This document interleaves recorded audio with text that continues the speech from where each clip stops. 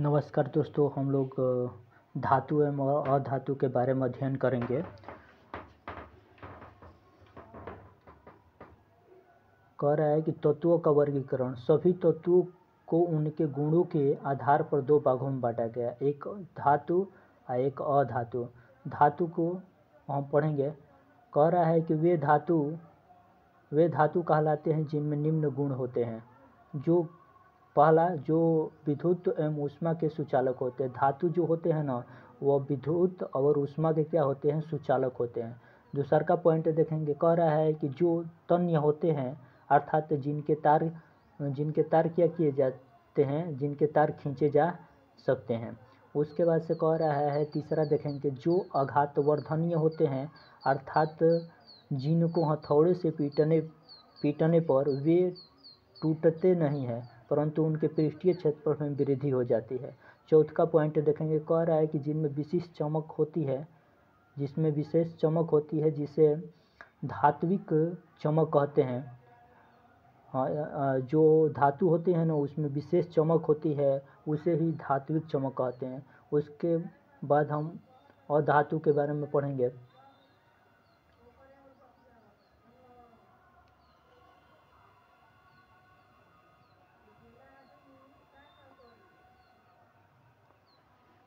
ठीक। अधातु वे तत्व अधातु कहलाते हैं जिनमें निम्न गुण होते हैं। जो सामान्यतः विद्युत एवं ऊष्मा के क्या होते हैं, कुचालक होते हैं। जो अधातु होते हैं ना, वह सामान्यतः विद्युत और ऊष्मा के क्या होते हैं, कुचालक होते हैं। जो तन्य नहीं होते हैं, इसको हम ये जो अधातु पदार्थ होते हैं ना, ये तन्य नहीं होते हैं। दूसरा का पॉइंट देखेंगे। जो आघातवर्धनीय न होकर भंगुर होते हैं, अर्थात जिनके हथौड़े से पीटने पर वे छोटे छोटे कोणों में क्या हो जाते हैं, छोटे छोटे कोणों में टूट जाते हैं, वो दूसरा का पॉइंट हो जाएगा। ये जो अधातु होते हैं ना, ये धातु छोटे छोटे क्या होते हैं, ये छोटे छोटे कोणों में टूट जाते हैं। तीसरा का पॉइंट देखेंगे। तीसरा का पॉइंट, जिनमें सामान्यतः कोई विशेष चमक नहीं होती है, इनमें कोई सामान्यतः विशेष चमक नहीं होती है। चौथा का पॉइंट देखेंगे। चौथा का पॉइंट कह रहा है, जो सामान्यतः ऋण आयन बनाने की प्रवृत्ति रखते हैं। जो अधातु होते हैं ना, ये सामान्यतः ऋण आयन बनाने की प्रवृत्ति रखते हैं। जैसे क्लोरीन ऋण आयन बनाने में सक्षम होता है। उसके बाद से उपधातु के बारे में अध्ययन करेंगे। उपधातु क्या कहलाता है। कुछ तत्व ऐसे भी होते हैं जो धातु एवं अधातु दोनों के गुण प्रदर्शित करते हैं। ये तत्व उप धातु कहलाते हैं। जैसे अर्सेनिक,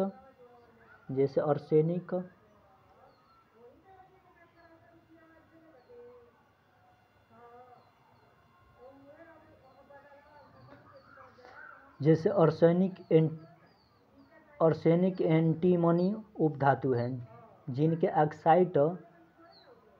ऑक्साइड अम्ल और क्षार दोनों के साथ अलग अलग अभिक्रिया करते हैं। धातु एवं अधातु के रासायनिक गुण।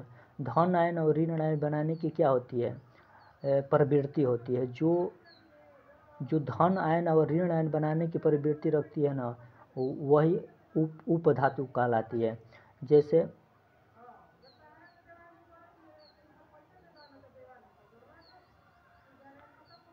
धातु और अधातु के रासायनिक गुणों के बारे में पढ़ेंगे। हम कह रहा है कि धन आयन और ऋण आयन बनाने की प्रवृत्ति।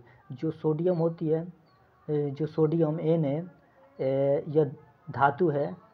Na पॉजिटिव प्लस, ये इलेक्ट्रॉन को क्या करता है, ये एक इलेक्ट्रॉन को त्यागता है। उसके बाद जो क्लोरीन होती है ना, ये एक इलेक्ट्रॉन को क्या करती है, ये क्लोरीन एक इलेक्ट्रॉन को ग्रहण करती है, ये अधातु है। उसके बाद से जो ऑक्साइड है, ऑक्साइड बनाने का गुण 2Mg + O2 2MgO के बराबर होता है। उसके बाद 2Mg होता है। उसके बाद से धातु और मैग्नीशियम ऑक्साइड। उसके बाद से S + O2 = SO2 अधातु। उसके बाद से हाइड्रा ऑक्साइड बनाने का गुण 2Na + H2 2NaH। जो Na है ना, वह धातु है। उसके बाद से जो N2 है, N2 अधातु है। तो N2+3H2 2N3 ये अमोनिया का निर्माण अमोनिया के इससे निर्माण होता है। उसके बाद से यहाँ से देखेंगे हम एक बार सभी को एक नज़र से डालेंगे। ये कह रहा है कि धातु और अधातु के गुण, कह रहा है कि भौतिक गुण के बारे में इसके जानेंगे। कह रहा है कि अधिकांश धातु ठोस अवस्था में पाई जाती है, केवल सीजियम, फ्रेजियम और गैलेनियम और मरकरी हैं। उसके बाद से अधातु के बारे में जानेंगे। अधातु द्रव की तीनों अवस्था अर्थात ठोस, द्रव, गैस के रूप में पाई जाती है। पारदर्शिता, सामान्यतः धातु पारदर्शित होती है। अधातुएं पारदर्शिक, अपारदर्शिक या भाषक होती है। तन्यता के बारे में हम लोग जानेंगे। उसके बाद से कह रहा है कि धातुएं तन्य होती है अर्थात उनके तार खींचे जा सकते हैं। उसके बाद से अधातु तन्य नहीं होते हैं। उसके बाद से धात्विक चमक के बारे में हम लोग अध्ययन करेंगे। कह रहा है कि धातुओं की एक विशेष प्रकार की चमक पाई जाती है जिसे धात्विक चमक कहते हैं। ग्रेफाइट तथा आयोडीन को छोड़कर लगभग सभी अधातुओं में कोई विशेष चमक नहीं होती है। कह रहा है कि उसके बाद धात्विक ध्वनि के बारे में पढ़ेंगे। धातुओं के पास में टकराने पर विशेष ध्वनि उत्पन्न होती है। अधातुओं के आपस में टकराने पर कोई विशेष ध्वनि उत्पन्न नहीं होती है। तो ये धातु और अधातु के गुण है। कह रहा है कि धातु में अगर कोई वस्तु अपने से टकरा रही है तो वो ध्वनि को उत्पन्न करती है। अधातु वो होता है जो अपने में अगर टकरा रही है तो वो कोई विशेष ध्वनि उत्पन्न नहीं करती है। उसके बाद से विद्युत अपघटन के बारे में अध्ययन करेंगे। कह रहा है कि विद्युत अपघटन के फलस्वरूप धातुएं ऋणोदक कैथोड पर प्राप्त होती है। उसके बाद विद्युत अपघटन के फलस्वरूप अधातु के बारे में, विद्युत अपघटन के फलस्वरूप अधातुएं धनोद पर प्राप्त होती है। उसके बाद से मिश्र धातुओं को याद करने का ट्रिक भी जानेंगे। यहाँ पर कह रहा है कि मिश्र धातु, कह रहा है कि दो या दो से अधिक धातुओं के सामग्री मिश्रण को मिश्र धातु कहते हैं। मिश्र धातुओं के प्रमुख उदाहरण निम्नलिखित है। कह रहा है कि मिश्र धातु संघटक और उनका उपयोग। कह रहा है कि पीतल क्या होता है? पीतल कापर और जिंक का मिश्रण होता है, जिनमें कापर 80% होता है और जिंक कितना होता है? 20%। इसको याद करने का ट्रिक भी जानेंगे। इसके जैसे पिताजी, कापर को हम तांबा भी कहते हैं, तो पिताजी से डिलीट करेंगे तो क्या हो जाएगा? तांबा और जिंक के मिश्रण से किसका निर्माण होता है? पीतल का निर्माण होता है। उसी को तांबा को ही कापर कहते हैं। उसके बाद से इसका प्रयोग कहाँ होता है? बर्तन तथा तार बनाने में तथा मशीनों में और कारतूसों में इसका प्रयोग किया जाता है। उसके बाद से कांसा के बारे में जानेंगे। कांसा क्या होता है? कांसा को कापर और टिन का मिश्रण होता है। कांसा 88% होता है और टिन 12% होता है। इसको याद करने के कांसा को याद करने का ट्रिक जानेंगे। काटी के मतलब के मतलब कापर और टी के मतलब टिन होता है। तो इससे कांसा का निर्माण होता है। कांसा का निर्माण बर्तन और मूर्तियों बनाने में इसका प्रयोग किया जाता है। उसके बाद से जर्मन सिल्वर के बारे में अध्ययन करेंगे। कापर, जिंक और निकिल का मिश्रण होता है। जो जर्मन सिल्वर होता है कापर, जिंक और निकिल का मिश्रण होता है। जेबर बर्तन और मूर्ति बनाने में इनका प्रयोग किया जाता है। कापर, टिंक और निकिल का ये मिश्रण होता है। उसके बाद से टांका क्या होता है? लेड और टिन का क्या होता है? लेड और टिन का मिश्रण होता है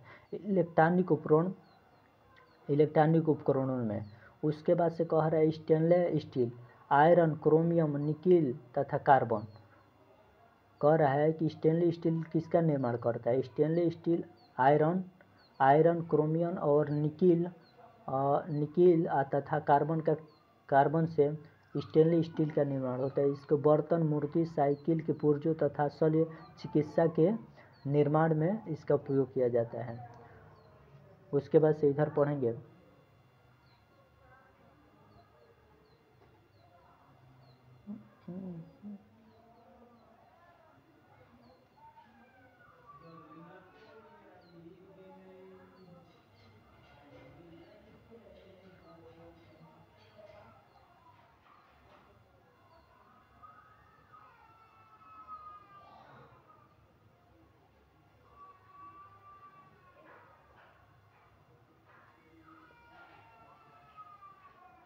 परीक्षा उपयोगी जो सहायक अध्यापक और अन्य राज्य अध्यापक परीक्षाओं में पूछे गए प्रश्नों को हम लोग देखेंगे। कह रहा है कि सफ़ेद बॉक्साइड अयस्क जिनमें आयरन ऑक्साइड अशुद्ध रूप में न हो उनकी शोधन प्रक्रिया कहलाती है। सफ़ेद ऑक्साइड अयस्क जिनमें आयरन ऑक्साइड अशुद्ध रूप में न हो उनकी शोधन प्रक्रिया कहलाती है। उनकी शोधन प्रक्रिया क्या कहलाती है? उनकी शोधन प्रक्रिया सर्पेक प्रक्रिया का शोधन प्रक्रिया क्या कहलाती है? तो उनकी शोधन प्रक्रिया सर्पेक कहलाती है। उसके बाद से सर्पेक्स के बारे में जानेंगे। कह रहा है कि ऑप्शन नंबर सी होगा, बॉक्साइड एल्युमिनियम का प्रमुख है। बॉक्साइड क्या है? बॉक्साइड एल्युमिनियम का प्रमुख है जब इनमें आयरन ऑक्सीकृत रूप से उपस्थित होती है तो उपरोक्त विकल्पों में से सर्पेक प्रक्रिया सबसे उपयुक्त शोधन विधि होती है। उसके बाद से दूसरे नंबर क्वेश्चन पर चलेंगे। दूसरे नंबर क्वेश्चन कह रहा है कि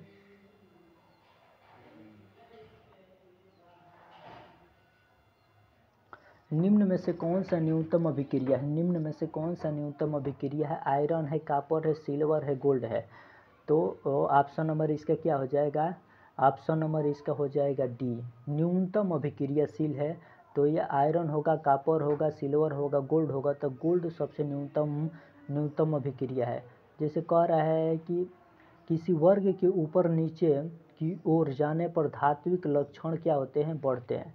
बात सही है कि अगर किसी वर्ग में ऊपर से अगर नीचे जाएंगे ना तो धात्विक लक्षण बढ़ते हैं तथा धात्विक लक्षण घटते हैं। धात्विक लक्षण ऊपर से नीचे आने पर बढ़ते हैं, अधात्विक लक्षण क्या होते हैं? घटते हैं। और उसके बाद से कह रहा है कि धात्विक लक्षण बढ़ने के साथ ही अभिक्रिया घटती है। उसके बाद से आगे हम लोग अध्ययन करेंगे। कह रहा है कि CuAgAur धात्विक लक्षण बढ़ने का क्रम है, इसलिए सोना Au सबसे कम अभिक्रियाशील है। उसके बाद से हम 3 नंबर क्वेश्चन को देखेंगे। 3 नंबर क्वेश्चन कह रहा है कि केलेमाइन किस धातु का अयस्क है? जो केलेमाइन है ना, केलेमाइन किस धातु के? मैग्नीशियम के है, कॉपर का है, जिंक का है, आयरन का है? किसका है? तो ये जिंक का है। जो केलेमाइन है ना, केलेमाइन किस धातु का अयस्क है? तो जिंक का अयस्क है। केलेमाइन जिंक धातु का अयस्क है। जिनके दो अन्य अयस्क जिंक ब्लेड तथा जिकाइट भी हैं। उसके बाद से चौथे नंबर क्वेश्चन को देखेंगे। चौथे नंबर क्वेश्चन क्या कह रहा है? चौथा नंबर क्वेश्चन कह रहा है कि निम्नलिखित में से 3 धातुओं के ऐसे समूह में चुनिए जो मुक्त अवस्था में पाई जाती है। कॉपर, गोल्ड, आयरन पहला। बी नंबर हो गए silver, gold, platinum, aluminium, copper, silver, चांदी। उसके बाद से गोल्ड, आयरन और सिल्वर। तो ऑप्शन नंबर बी होगा। जो सिल्वर और गोल्ड और प्लेटिनम है ना, ये तीनों धातुएं क्या होती है? ये तीनों धातुएं मुक्त अवस्था में पाई जाती हैं। ठीक। उसके बाद से 5वें नंबर क्वेश्चन पर चलेंगे। 5वां नंबर क्वेश्चन क्या कर रहा है? अधातु ऑक्साइड। अधातु ऑक्साइड क्या होती है? प्राकृतिक में क्षारीय होती है, प्रकृति में उभयधर्मी होती है, लाल लिटमस को लाल कर देती है, प्राकृतिक में अम्लीय होती है। जो ऑक्साइड होती है ना, ऑक्साइड वह क्या करती है? ऑक्साइड प्रकृति में अम्लीय होती है। जो ऑक्साइड होती है वो प्रकृति में क्या होती है? अम्लीय होती है। अधातुएं अम्लीय ऑक्साइड बनाती है। याद रखना है कि अधातुएं क्या करती है? अधातुएं अम्लीय ऑक्साइड बनाती है। अतः अधातुएं ऑक्साइड प्राकृतिक में अम्लीय है। उसके बाद से 6वें नंबर क्वेश्चन पर चलेंगे। 6वां नंबर क्वेश्चन कह रहा है कि पीतल बना होता है। तो हम पीतल वाला क्या बताए थे? पीतल हम बताए थे कि पिताजी से डिलेक्ट करेंगे। पिताजी से डिलेक्ट करेंगे। और उसके बाद से त के मतलब हो जाएगा तांबा, पिताजी के मतलब हो जाएगा जिंक। तो तांबा को हम क्या कहते हैं? तांबा को हम कॉपर भी कहते हैं। तो उसके बाद से देखिए कॉपर और जिंक किस में है? तो कॉपर और जिंक ऑप्शन नंबर ए में है। तो ऑप्शन नंबर इसका क्या हो जाएगा? ए सही हो जाएगा। ये अच्छा क्वेश्चन लग रहा है तो इस चैनल को आप लोग सब्सक्राइब कर सकते हैं सुपर टेट के सभी क्वेश्चन को पाने के लिए। उसके बाद से इधर क्वेश्चन है, इसको देखेंगे।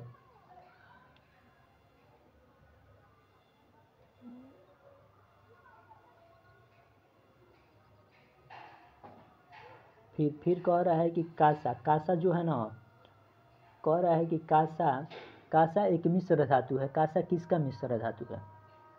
कासा एक मिश्र धातु है, किसका है? तो हम बोले थे कि बताए थे कि कासा के मतलब जब आएगा तो उसको ट्रिक को याद रखना, काटी। काटी शब्द इसमें किस में मिल रहा है? कापर में क मिल रहा है और टी में टी मिल रहा है, तो काटी शब्द हो जाएगा। आंसर इसका क्या हो जाएगा? आंसर बी हो जाएगा। इस चैनल को सब्सक्राइब कीजिए।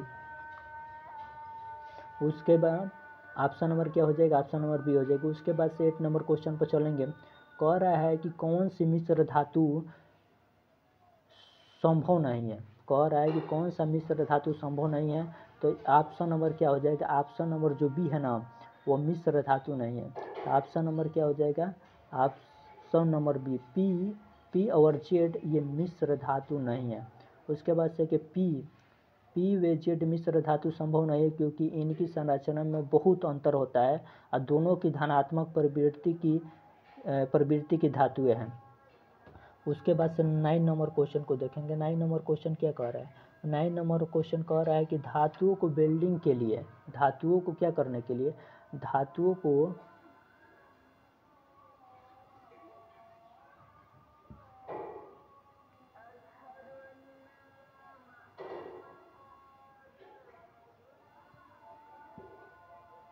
कह रहा है कि धातुओं को वेल्डिंग के लिए निम्नलिखित में से गैसों का मिश्रण का प्रयोग किया जाता है। किस गैस का मिश्रण किया जाता है? जो धातुओं में वेल्डिंग किया जाता है, जो वेल्डिंग किया जाता है ना, हाँ, उसमें किस धातुओं का मिश्रण होता है? तो ऑक्सीजन और एसिटिलीन का मिश्रण होता है। ऑप्शन नंबर इसका डी हो जाएगा। क्या हो जाएगा? ऑप्शन नंबर डी, ऑक्सीजन और एसिटिलीन का मिश्रण होता है। उसके बाद से हम 10 नंबर क्वेश्चन को देखेंगे। 10 नंबर क्वेश्चन कह रहा है कि टंगस्टन तत्व का संकेताक्षर है।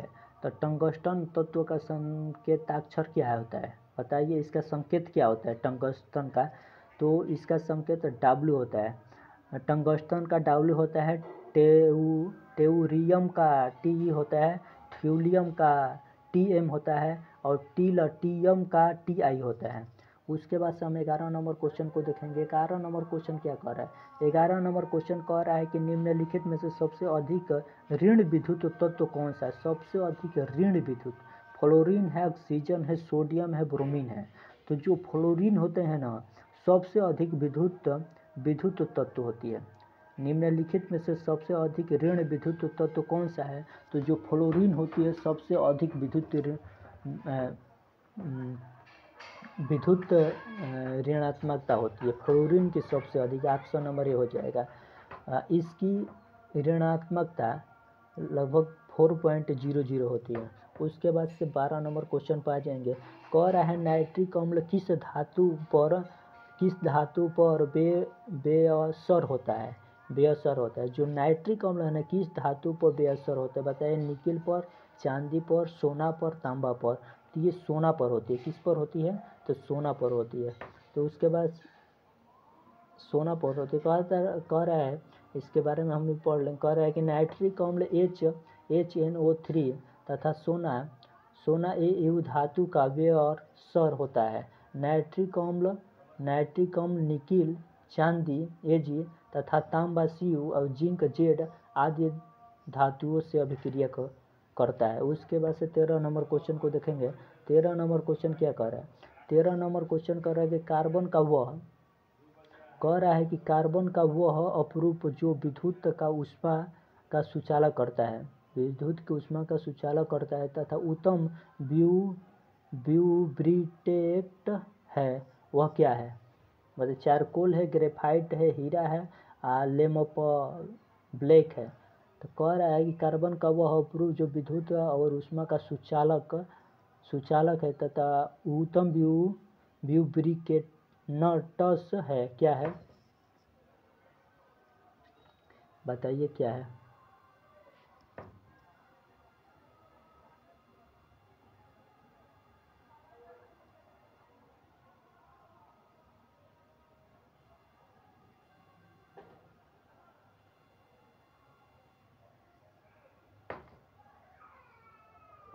यहाँ पर देखिए, यहाँ पर दिया है।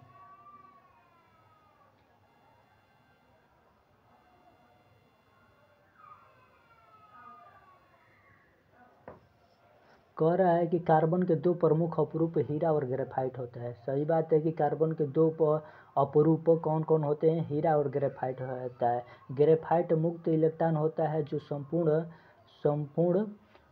संपूर्ण क्या होता है, जो किधर गया, हाँ यहाँ पर, जो संपूर्ण रावा जालक में गलन करते हैं। इसी कारण ग्रेफाइट ऊष्मा और विद्युत का सुचालक होता है। ग्रेफाइट का प्रयोग शुष्क सेलों में और विद्युत अपघटन क्रियाओं आदि में इलेक्ट्रॉन के रूप में किया जाता है। इसके चूर्ण का उपयोग मशीन में शुष्क संनेहक के रूप में होता है। उसके बाद से 14 नंबर क्वेश्चन को देखेंगे। कह रहा है कि कौन सा धातु ठंडे पानी में प्रतिक्रिया नहीं करता है, लेकिन गर्म करने पर वाष्प में प्रतिक्रिया करता है। बताइए कौन सा धातु ठंडे पानी में प्रतिक्रिया नहीं करता है, लेकिन गर्म पानी पर वाष्प में प्रतिक्रिया करता है। तो कौन? एल्युमिनियम हो जाएगा, ऑप्शन नंबर बी हो जाएगा। तो कह रहा है कि एल्युमिनियम धातु ठंडे पानी में प्रतिक्रिया नहीं करता है, क्योंकि उनकी सतह पर एल्युमिनियम ऑक्साइड जम जाती है, लेकिन गर्म करने पर वाष्प में परिवर्तित करता है। उसके बाद से 15 नंबर क्वेश्चन को देखेंगे। कह रहा है कि किसी तत्व की परमाणु संख्या कितनी होती है? कह रहा है कि किसी तत्व की परमाणु संख्या 31 है, तो वो कौन से तत्व की परमाणु संख्या 31 होती है? बताइए, कमेंट में लिखिए। तो उसके बाद से जो गैलेनियम होता है ना, गैलेनियम उसी की 31 होती है परमाणु संख्या।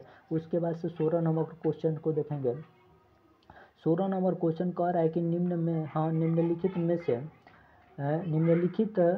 में से कार्बन नहीं, इनमें से कौन सा कार्बन नहीं है उसको पूछ रहा है। डायमंड, ग्रेफाइट, कोयला, इनमें से कोई नहीं। तो जो कह रहा है कि कार्बन, डायमंड भी क्या है? कार्बन का रूप है। ग्रेफाइट क्या है? ये भी कार्बन का रूप है। जो कोयला होता है ना, ये भी क्या है? ये भी कार्बन का रूप है। तो उसके बाद से ये हो जाएगा। उसके बाद से जो मैग्नीशियम है, मैग्नेटाइट है। मैग्नेटाइट क्या है बताइए? तो मैग्नेटाइट क्या है? Fe3O4 क्या है? मैग्नेटाइट है। मैग्नेटाइट लोहे का एक अयस्क है जिसका रासायनिक सूत्र Fe3O4 होता है। लोहे का अन्य प्रमुख अयस्क हेमेटाइट Fe2O3 होता है।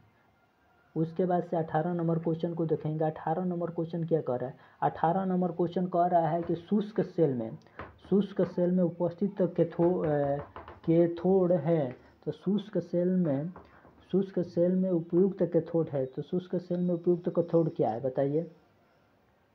शुष्क सेल में प्रयुक्त कैथोड क्या है? ये तांबा है, लोहा है, सिल्वर है, जास्ता है। तो ये क्या है? जास्ता है। शुष्क सेल में प्रयुक्त कैथोड क्या है? ये जास्ता है। तो शुष्क सेल में प्रयुक्त जास्ता कैथोड का तथा कार्बन नोड का कार्य करती है। जास्ता से बने एक पात्र में NH4Cl या ZNaCl का पेस्ट भरकर मध्य भाग में कार्बन की छड़ को डाल दिया जाता है, जो एनोड धनात्मक का कार्य करती है। उसके बाद से 19 नंबर क्वेश्चन को देखेंगे। कह रहा है कि पृथ्वी की संरचना में रासायनिक लौह आयरन की कितनी मात्रा होती है? तो पृथ्वी की संरचना में रासायनिक लौह तत्व की मात्रा कितनी होती है बताइए? तो ऑप्शन नंबर इसका डी हो जाएगा। 32% से 35% तक पृथ्वी की संरचना में रासायनिक लौह तत्व की मात्रा होती है। 32 से 35 होता है। उसके बाद से और सबका दिया है। कह रहा है कि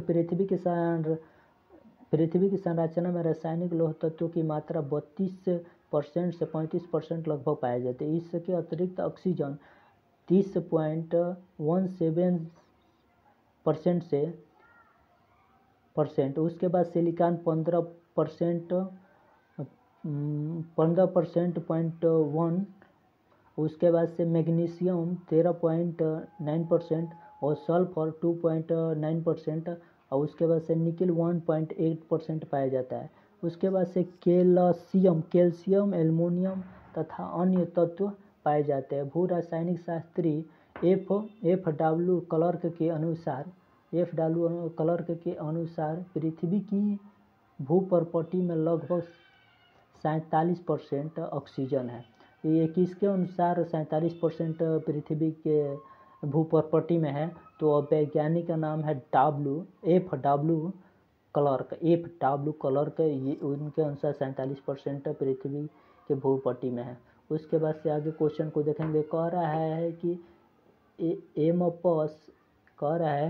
एम्पस का उद्योग नाम क्या है? बताइए। मैग्नीशियम सल्फेट है, फेरम सल्फेट है, लेड सल्फेट है, पाइराइट सल्फेट है।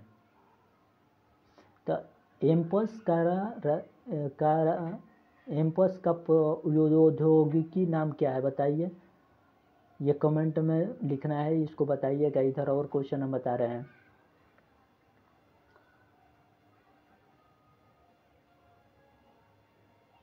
तो कह रहा है कि मैग्नीशियम सल्फेट MgSO4 7H2O को एप्सम कहते हैं। इनमें हिंदी में सेंधा नमक के नाम से जाना जाता है। इसका प्रयोग स्वास्थ्य और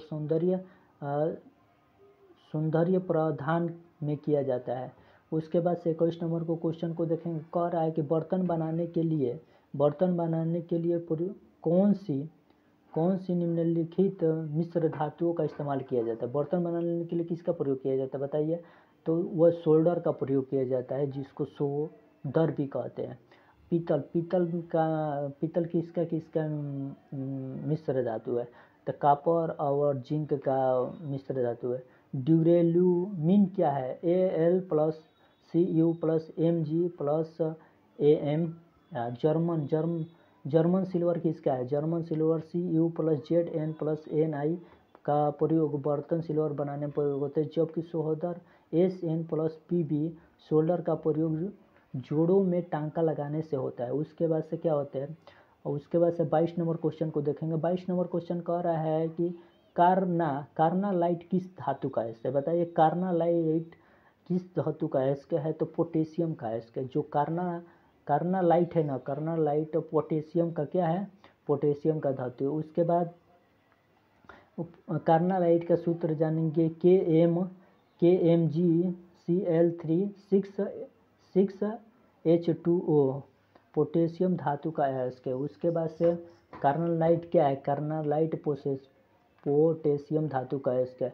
उसके बाद से कह रहा है कि निम्नलिखित में से कौन सी धातु मानव में सर्वप्रथम प्रयुक्त की जाती है?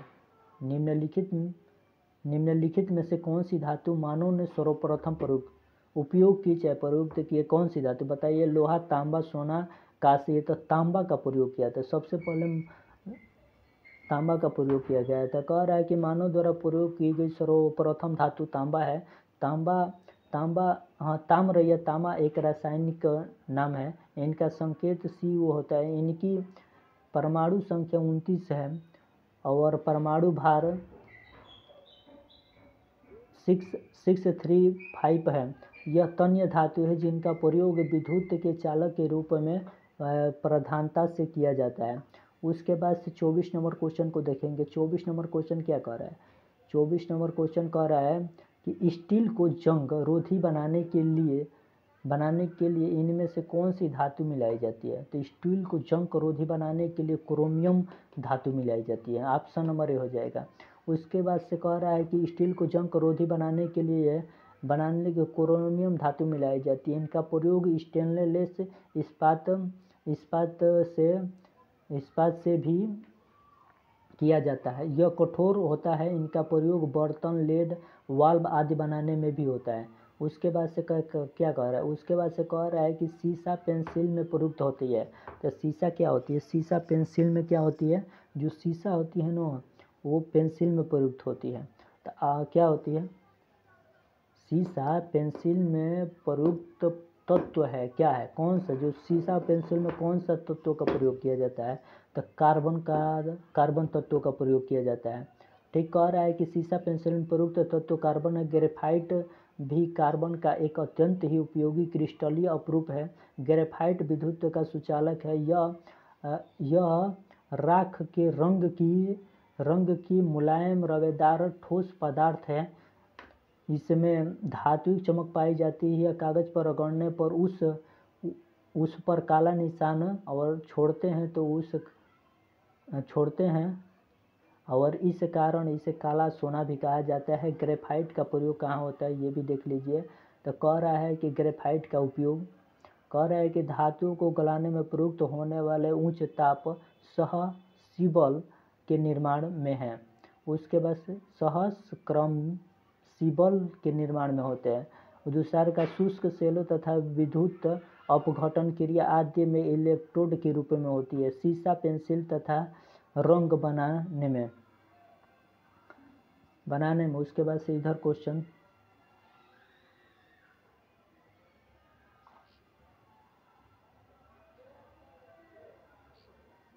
कह रहा है कि पेंसिल की लीड बनाने में क्या व्यवहार किया जाता है। जो पेंसिल की लीड बनाने में किसका व्यवहार किया जाता है, ग्रेफाइट के, चारकोल का, सिलिकॉन के कि फास्फोरस के। तो ग्रेफाइट के। जो पेंसिल की लीड बनाने में किसका प्रयोग किया जाता है, तो ग्रेफाइट का प्रयोग किया जाता है। ऑप्शन नंबर ए हो जाएगा। उसके बाद से 27 नंबर क्वेश्चन को देखेंगे। कह रहा है कि कमरे के तापक्रम पर कौन सी अधातु तरल अवस्था में ही पाई जाती है। तो कमरे के तापक्रम पर कौन सी धातु तरल अवस्था में पाई जाती है, तो बताइए कौन सी धातु तरल अवस्था में पाई जाती है। तो ऑप्शन नंबर क्या हो जाएगा, option number B, option number C हो जाएगा, ब्रोमीन। कमरे के तापक्रम पर कौन सी अधातु तरल अवस्था में पाई जाती है, तो ब्रोमीन। कह रहा है कि ब्रोमीन कमरे के तापमान पर तरल अवस्था में पाई जाने वाली अधातु। इनकी खोज वर्ष 1825 में बेलार्ड ने की थी। इनकी खोज 1825 में बेलार्ड ने की थी ब्रोमीन की। यह क्या होता है, यह गहरे लाल रंग का गाढ़ा द्रव है जो लाल रंग की वाष्प देता है जिसमें अत्यधिक उत्तेजक और तीक्ष्ण दुर्गंध आती है। ऐसे गंध के कारण ही इनका नाम ब्रोमीन रखा गया है। प्रकृति में ब्रोमीन मुक्त अवस्था में नहीं पाई जाती है। उपयुक्त अवस्था में ब्रोमीन NaBr और KBr और MgBr आदि अवस्था में पाई जाती है। उसके बाद से हम कुछ महत्वपूर्ण तथ्य है उसके बारे में हम देख लेंगे। कह रहा है कि विद्युत का सर्वोत्तम चालक चांदी होता है। जो विद्युत का सर्वोत्तम चालक क्या होता है, तो Ag होती है, चांदी होती है। उसके बाद सामान्य ताप पर प्राय सभी धातुएं ठोस होती है, परंतु पारा HCl द्रव होता है। जो सामान्य ताप पर प्राय सभी धातुएं ठोस होती है, परंतु पारा क्या होता है, द्रव होता है। उसके बाद से क्या कह रहा है कि सामान्यतः ताप पर ब्रोमीन अधातु द्रव है।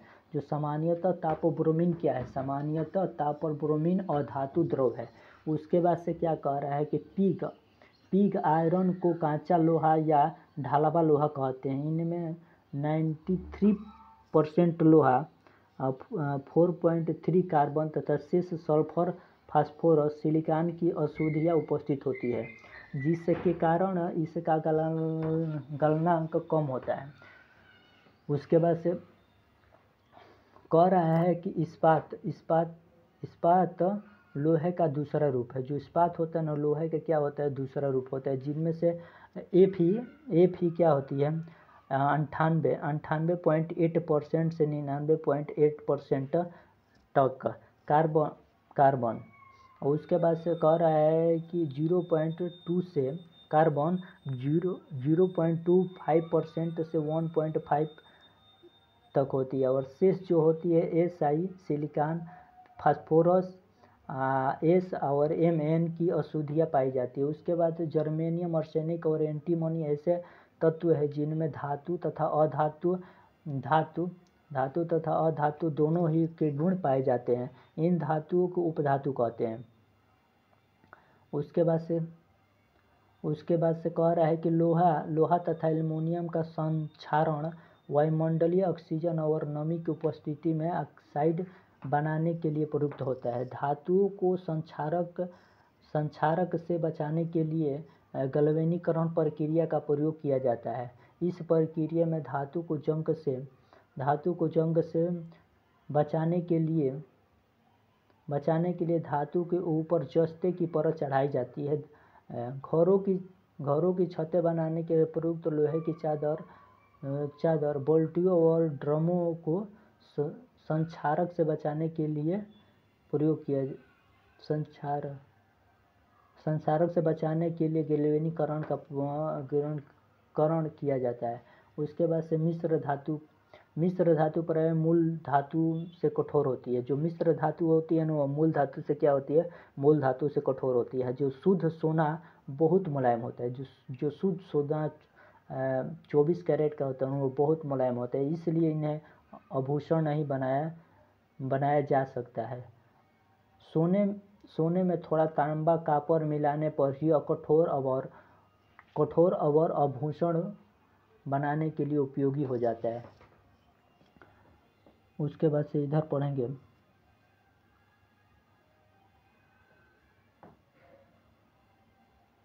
आ गया। कह रहा है कि निम्नलिखित में से कौन सा पदार्थ समुद्र से निकाली जाती है। कौन सा पदार्थ समुद्र से निकाली जाती है, तो क्या हो जाएगा, हाँ बताइए कौन सी निकाली जाती है। तो कह रहा है कि ब्रोमीन कह रहा है कि ब्रोमीन को समुद्र जल से प्राप्त किया जाता है। यह समुद्र में मुख्यतः MgBr के रूप में मिलती है।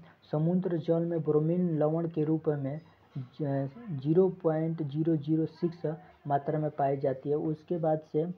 उसके बाद से क्या कह रहा है, उसके बाद से कह रहा है कि मेलाकाइट का एक अयस्क खनिज है। मेलाकाइट का एक अयस्क खनिज है, कौन, किसका है, ये कॉपर का है। जो मेलाकाइट है ना ये कॉपर का अयस्क है। उसके बाद से इसको पढ़ लेंगे। कह रहा है कि मेलाकाइट एक कार्बोनेट खनिज है जिनमें कॉपर कार्बोनेट या ताम्र कार्बोनेट भी कहते हैं। इसका रासायनिक सूत्र CuCO3CuOH2 है। लगभग सन 1800 ईस्वी तक मेलाकाइटिन का प्रयोग प्राचीन काल में हरे रंग में खनिज रंग के रूप में किया गया। यह वर्णक हरे एसिड के प्रति भी संवेदनशील होते हैं और रंग में अलग होते हैं। हरे रंजक के इस प्रतिक्रिया रूप को इसके सिंथेटिक रूप में बदल दिया जाता है। मेलाकाइट का प्रयोग सजावटी प्रयोजनों के लिए भी किया जाता है। उसके बाद से 30 नंबर क्वेश्चन देखेंगे। निम्नलिखित में से कौन सी संक्रमण धातुओं की एक विशेषता नहीं है, तो कौन सी नहीं है। इलेक्ट्रॉन्स प्राप्त करने की प्रवृत्ति, कम विद्युत ऋणात्मक और कम आयनीकरण ऊर्जा और तन्यता। तो ऑप्शन नंबर ए हो जाएगा। ये कह रहा है कि संक्रमण धातुओं की विशेषता नहीं है, इलेक्ट्रॉन प्राप्त करने की प्रक्रिया संक्रमण धातुओं की विशेषता नहीं है।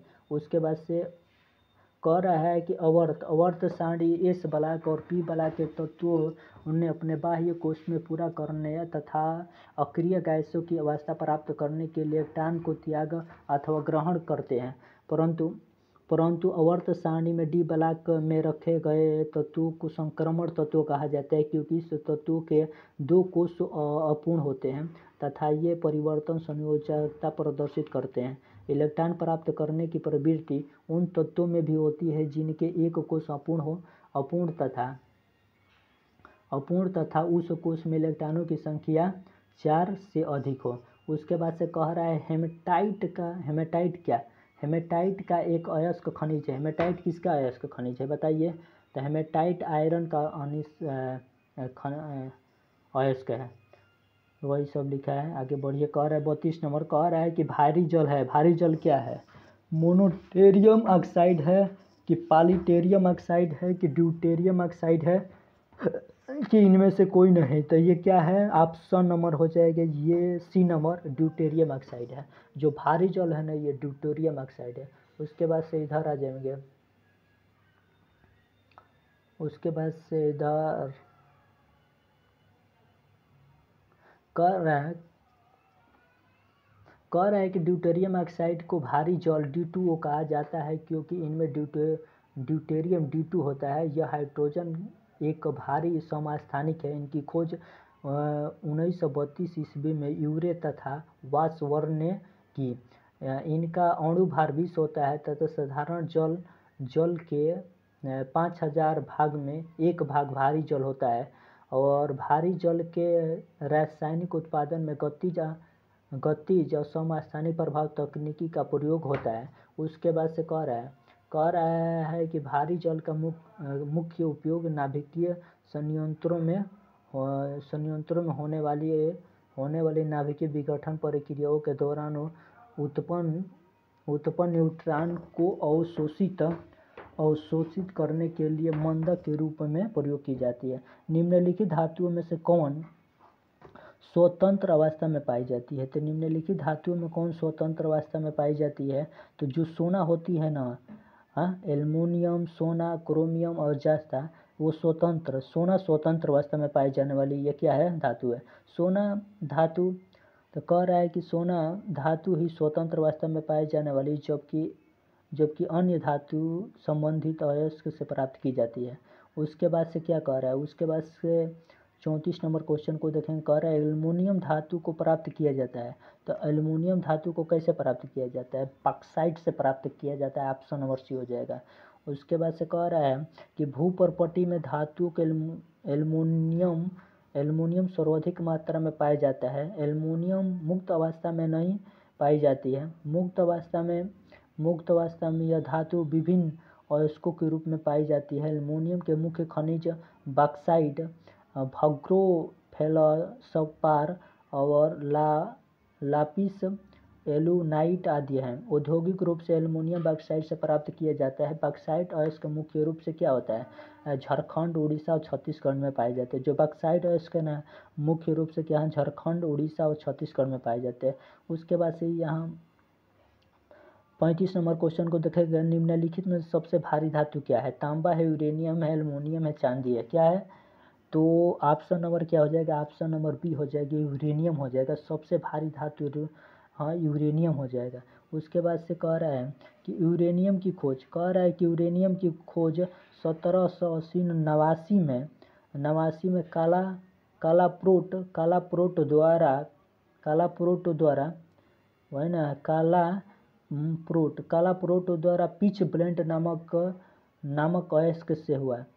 उसने एक तत्व का नाम कुछ वर्ष पहले ज्ञात यूरेनस ग्रह के आधार पर यूरेनियम रखा। यूरेनियम का अन्य अयस्क का कार्नोटाइट है। प्रकृति में पाए गए तत्वों में यह सबसे भारी धातु है। उसके बाद से कह रहा है कि निम्न धातुओं में कौन सी अधातु निम्नलिखित धातुओं में से कौन सामान्य ताप पर द्रव है? कह रहा है निम्नलिखित धातुओं में से कौन सामान्य ताप पर द्रव है? कौन? सीसा है, पारा है, निकिल है, तो क्या है? तो ये क्या है? पारा है। निम्नलिखित धातुओं में से कौन सामान्य ताप पर द्रव है? तो ये पारा क्या है? पारा है। उसके बाद से आगे क्वेश्चन देखेंगे। आगे इधर है,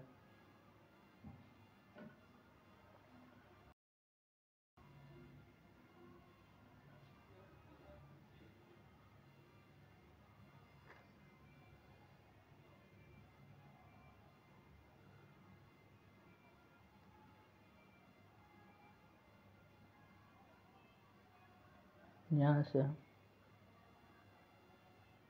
कह रहा है कि पारा का प्रयोग थर्मामीटर बनाने में, अमोग्लम बनाने आदि में किया जाता है। प्रकृति में थोड़ा इधर दिखाई नहीं दे रहा है। आगे चलिए क्वेश्चन पर। 37 नंबर क्वेश्चन कह रहा है कि किस खनिज में रेडियम प्राप्त किया जाता है? किस खनिज से रेडियम प्राप्त किया जाता है बताइए। तो ऑप्शन अगर क्या हो जाएगा? ऑप्शन नंबर बी हो जाएगा, पिच ब्लेड से